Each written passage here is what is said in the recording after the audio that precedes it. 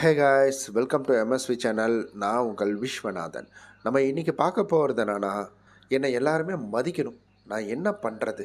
என்னை எல்லாரும் யார் பார்த்தாலும் என்னை ரெஸ்பெக்ட் பண்ணணும் அப்படின்ற ஏக்கம் எல்லாருக்குள்ளேயுமே இருக்குங்க. யாரையாவது உங்களை யாருமே மதிக்கக்கூடாதா அப்படின்னு கேட்டிங்கன்னா, கண்டிப்பாக ஐயோ அப்படிலாம் இல்லை, என்னை மதிக்கணும் அப்படின்ற மாதிரி தான் சொல்லி கேட்பாங்க. அப்படியாம்பட்ட ஒரு விஷயம் நமக்கு கிடைக்கணும்னா, நம்ம சின்ன சின்ன விஷயங்கள செஞ்சாலே போதும். சின்ன சின்ன தியாகங்கள் செஞ்சாலே போதும். கண்டிப்பாக நமக்கான மதிப்பும் மரியாதையும் நம்மள தேடி வந்துரும். அதில எவ்வித மாற்று கருத்தும் கிடையாதுங்க. அதை பற்றி தான் இன்றைய வீடியோவில் நம்ம முழுமையாக பார்க்க போகிறோம். வீடியோ ஸ்கிப் பண்ணாமல் பாருங்கள்.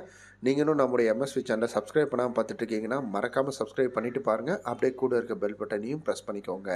அப்போ தான் நம்ம சேனலில் போடக்கூடிய வீடியோக்கான நோட்டிஃபிகேஷன் உங்களுக்கு வந்து குரலில் கொஞ்சம் மாற்றம் இருக்கலாம். என்னுடைய வாய்ஸில் கொஞ்சம் த்ரோட் பெயின் கிடையாது, உடம்பு சரியில்லாமல் போச்சு, கோல்டு பிடிச்சிருச்சு. அதனால் வாய்ஸ் கொஞ்சம் முன்ன பின்ன இருந்ததுன்னா அட்ஜஸ்ட் பண்ணிக்கோங்க. எப்படி நாளைக்கு சரியாயிடும். இப்போ எப்படி காலையில் வீடியோ எடுத்துகிட்டு போய் மாத்திரை மருந்து போட்டு படுத்துட்டேன்னா கண்டிப்பாக நாளைக்கு சரியாயிடும். டாக்டர்கிட்டையும் போயிட்டு வந்தாச்சு. டெய்லியும் வீடியோ போடுறதில் எந்த வித தடையும் வந்துடக்கூடாது அப்படின்றதில் ரொம்ப உறுதியாக இருக்கிறேன். அதனால தான் உடம்பு சரியில்லைன்னா கூட இந்த முயற்சி அப்படின்றத இதே முயற்சியை நம்மளுடைய வாழ்க்கையில் எல்லா நேரங்களையும் நம்ம எடுத்தோம் அப்படின்னா விடாமுயற்சிக்கு கண்டிப்பான வெற்றி அப்படின்றது நமக்கு கிடைக்கும். அந்த ஒரு நம்பிக்கையில் தான் இந்த வீடியோக்கள் அனைத்தையுமே நான் உருவாக்கி உங்களுக்காக கொடுத்துட்ருக்கேன்.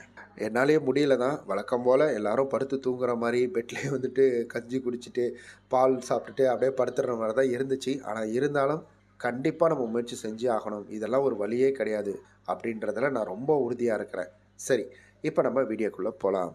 பொதுவாக ஒரு மனுஷனுக்கு எந்த இடத்துல அதிகமான கோபம் வரும் அப்படின்னு கேட்டிங்கன்னா, அவனுடைய பேச்சு எந்த இடத்துல வந்துட்டு அதிகமாக எடுபடலையோ, எந்த இடத்துல அவனுடைய பேச்சுக்கு மரியாதை இல்லையோ, எந்த இடத்தில் அவனுக்கு மரியாதை இல்லையோ அந்த இடத்துல தான் அவனுக்கு அதிகமான கோபங்கள் அப்படின்றது வருங்க. அதிகமான கோபங்களோடையே சேர்ந்து வருத்தங்கள் அப்படின்றது வரும்.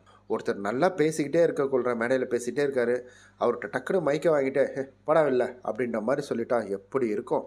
அந்த ஒரு அசிங்கம், அவமானம் அப்படின்றது எப்படி இருக்கும்? அதுவே அதே மேடையில் பேசிகிட்டு இருக்கக்குள்ள எல்லாருமே கை தட்டுறாங்க, எல்லாருமே வந்துட்டு ரொம்ப என்கரேஜ் பண்ணுறாங்க. அப்படி இருக்கிற பட்சத்தில் அது எப்படி இருக்கும்? எவ்வளோ பயங்கரமாக இருக்கும். அதுதாங்க பாராட்டு நமக்கு மிகப்பெரிய ஒரு மோட்டிவேஷனல் அப்படின்றத கொடுக்கும். அதெல்லாம் நமக்கு எளிமையாக கிடைச்சிருமா அப்படின்னு கேட்டிங்கன்னா கண்டிப்பாக கிடையாதுங்க. கண்டிப்பாக வந்துட்டு எந்த விஷயமும் உங்களுக்கு எளிமையாக கிடைக்காது. அது நம்ம சாப்பிடக்கூடிய விஷயமாக இருந்தாலும் சரி, எளிதாக நம்ம வீட்டில் அப்பா அம்மா சம்பாரிச்சிருக்கிறாங்க, அவங்க ஆக்கி வச்ச சாப்பாட்டை நம்ம வந்துட்டு சாப்பிடணும் அப்படின்னாலும் சரி, நம்ம படுக்கையிலேருந்து எந்திரிச்சு போயிட்டு தட்டை கழுவி தட்டில் சாப்பாடு குழம்ப ஊற்றி அதை நம்ம பிசைஞ்சு நம்ம சாப்பிட்டா தான் நமக்கு பசி அப்படின்றது அடங்கும். இதுக்கே நம்ம வேலைகள் அப்படின்றது கண்டிப்பாக செஞ்சு தான் ஆகணும். அப்போ 4 பேர் நம்மளை மதிக்கணும் அப்படின்னா அப்போ நம்ம என்ன செய்யணும்? கண்டிப்பாக நம் தரப்பிலிருந்து செய்யக்கூடிய வேலைகளை நிச்சயம் செஞ்சு தாங்க ஆகணும். அந்த வகையில் நீங்கள் முதல்ல செய்யக்கூடிய வேலை என்ன அப்படின்னு கேட்டிங்கன்னா, உங்களுடைய மதிப்பும் மரியாதையும் அதிகரிக்கிறதுக்காக முதல்ல செய்யக்கூடிய செயல், மற்றவர்களை நீங்கள் மதிக்க கற்றுக்கொள்ள வேண்டும். மற்றவர்களை நாம் மதிக்க கற்றுக்கொண்டால் நிச்சயமாக மற்றவர்களும் நமக்கான மரியாதையை கொடுப்பார்கள்.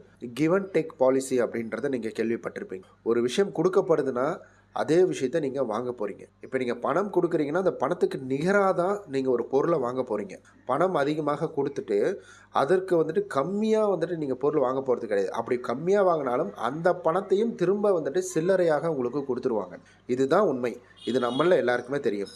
அப்போ நீங்கள் என்ன பணம் கொடுக்குறீங்களோ அந்த பணத்துக்கு தகுந்த மாதிரி பொருள் கிடைக்கும். எந்த அளவுக்கு ஒருவருக்கு மரியாதையும் எந்த அளவுக்கு ஒருவருக்கு மதிப்பையும் நீங்கள் தரீங்களோ அதே அளவுக்கு மதிப்பும் மரியாதையும் உங்களை தேடி வரும். மற்றவர்களை மதிக்க தெரியாதவர்கள் நல்லா சீரும் சிறப்புமாக நல்ல மதிப்பு மரியாதையுமா வாழ்ந்ததாக வந்துட்டு சரித்திரமே கிடையாதுங்க. ஏதேனும் ஒரு இடத்துலையாவது நிச்சயம் அவர்கள் படக்கூடிய அசிங்கம் அப்படின்றது இங்கே மிக பெருசாக தான் இருக்குமோ தவிர, மற்றவர்களை மதிக்க தெரியாதவர்கள் நல்லபடியாக வாழ்ந்தாங்க அப்படின்றதெல்லாம் இங்கே கிடையவே கிடையாது. மதிப்பு மரியாதை கொடுத்தால் மதிப்பு மரியாதை உங்களுக்கு கிடைக்கும். கிவ் அண்ட் டேக் பாலிசி முதல்ல நீங்கள் அதை மறந்துடக்கூடாது. இரண்டாவது, உங்களை பார்த்த உடனே தான் இந்த உலகம் உங்களை வந்துட்டு ஜட்ஜ்மெண்ட் பண்ணும். அதாவது உங்களை பார்க்கக்குள்ளேயே ஒரு உறுதியை கொண்டு வந்துடும். நீங்கள் தலைலாம் நல்லா வந்துட்டு நம்ம யோகி பாபு அவர் வந்து படம் நடிக்க வர்றதுக்கு முன்னாடி எவ்வளோ அசிங்கப்பட்டார் அப்படின்றத அவரே சொல்லியிருக்கிறாரு. படத்துக்கு இப்போ ஃபேமஸ் ஆகும் தான் யோகி பாபு அவர் மாதிரி முடி வச்சுக்கிறது ஃபேமஸ் அப்படின்ற மாதிரி சொல்லி, பட் இதற்கு முன்னாடி அவர் வாய்ப்பு தேடி போகக்குள்ள அவருடைய தோற்றத்தை வச்சு நிறைய கேலி கிண்டல்கள் அப்படின்றது செய்யப்பட்டது. அவருடைய முடியை வச்சு ரொம்ப அசிங்கப்படுது. அதே போல தான் அந்த அசிங்கத்தெல்லாம் தாங்கிக்கிட்டு அது அவருடைய இயல்பு அவ்வளோதான். அவருடைய இயற்கையா அவர் உடம்பும் அப்படி தான் இருக்கு. அவருடைய முடியும் அப்படி தான் வந்திருக்கு. அப்படி இருக்கிற பட்சத்தில, அவர் அத பெருசா எடுத்துக்கல. அவர் போயிட்டார். ஒரு சிலர் நான் ஸ்டைலுக்காக என் முடிய இப்படி வச்சுப்பேன். ஸ்டைலுக்காக நான் இப்படி ட்ரெஸ் பண்ணுவேன். ஸ்டைலுக்காக நான் இந்த மாரி பண்றேன் அப்படின்னீங்கன்னா, இந்த உலகம் முதல்ல உங்கள எப்படி பாக்குதோ, அத தான் அது எடுத்துக்கும். முதல்ல நீங்க உங்கள பார்க்க அதாவது ஃபர்ஸ்ட் இம்ப்ரஷன் சொல்றாங்க பார்த்தீங்களா? அந்த ஃபர்ஸ்ட் இம்ப்ரஷன் பெஸ்ட் இம்ப்ரஷன் அப்படின்னு சொல்லுவாங்க.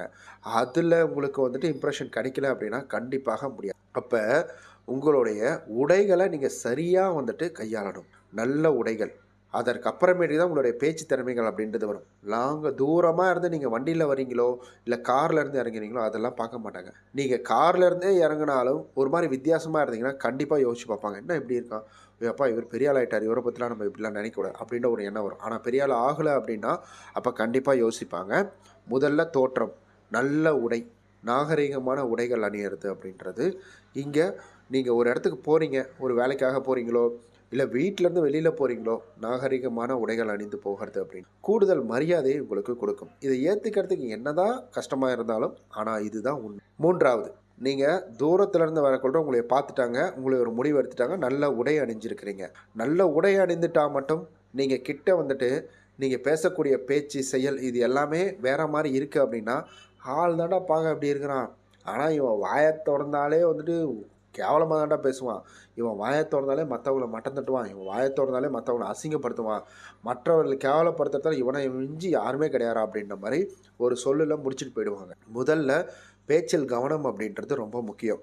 ஒருத்தர்கிட்ட பேசக்கொள்ற அவரிடம் போன உடனே என்ன பேசணுமோ அத மட்டும் பேசுங்க. எக்ஸ்ட்ரா வார்த்தை, "என்னடா நீ அப்படி இருந்தியே, இப்படி இருந்தியே, இப்ப இப்படி இருக்கியே" அது போன்ற வார்த்தைகள் அப்படின்றத பயன்படுத்துனீங்க அப்படின்னா, நிச்சயம் உங்களுக்கான மதிப்பும் மரியாதையும் இருக்காது. ஒரு நல்ல ஒரு டீசென்ட்டா நம்ம நடந்துக்கணும் அப்படின்னா, அவர்களுடைய பழதை பற்றி அதாவது பழைய விஷயங்களை பற்றி கேட்பது அப்படின்றது ஒரு நாகரிகமற்ற செயல். பழைய விஷயங்கள்ல அவங்க எப்படி வேணா இருந்திருப்பாங்க. ஒரு மாரி வந்துட்டு கஷ்டப்பட்டுட்டு இருந்திருப்பாங்க. "என்னடா அப்படி இருந்த? இப்ப இப்படி இருக்க பரவாயில்லையே!" அப்படின்ற மாரிலாம் சொல்லக்கூடாது. "ஏய் பரவாயில்லப்பா, நல்லா இருக்கல்ல, சந்தோஷம்." அதுதான் வந்துட்டு நாகரிகமான பேச்சு. அப்ப அப்படி இருந்த, இப்ப பாரு எப்படி இருக்க பாரு, பரவால்ல விடு." அதெல்லாம் வந்து நாகரிகமான பேச்சு கிடையாது. அது ஒரு வவுத்தறிச்சலுக்கான பேச்சு அப்படின்னு தான் நம்ம சொல்லணும். அதனால பேச்சு அப்படின்றது கூடுதல் உங்களுக்கு மரியாதைகள கூட்டி தருங்க. அதேபோல செயல் அப்படின்றது 4வது விஷயம். உங்களுடைய செயல், செய்கை. செயல், செய்கைன்னா ஒண்ணும் இல்லைங்க. நீங்க செய்யக்கூடிய வேலைகள் தான். ஏதேனும் வந்துட்டு தேவையில்லாத விஷயங்களுக்கு கோவப்பட்டு சண்டை போடுறது, தேவையில்லாத விஷயங்கள வந்துட்டு மூக்க நுழைச்சு அதில பிரச்சனை அப்படின்றத உருவாக்குறது, மற்றவர்களுடைய தனிப்பட்ட தகவல்கள்ல வந்துட்டு நீங்க போய் மூக்க நுழைக்கிறது. அதாவது அவங்க ஏதாவது தனிப்பட்ட விதத்தில பேசிட்டு இருப்பாங்க. அதில போய் நீங்க போய் தலையிட்டு, அதில தேவையில்லாத வம்பு வழக்குகள வந்துட்டு எடுத்துக்கிறது.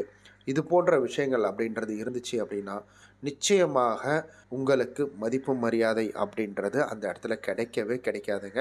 நமக்கு மரியாதை கிடைக்கணும் அப்படின்னா, அப்ப இந்த செயல்கள் எல்லாம், இந்த தியாகங்கள் எல்லாத்தையுமே நம்ப செஞ்சு தான் ஆகணும்.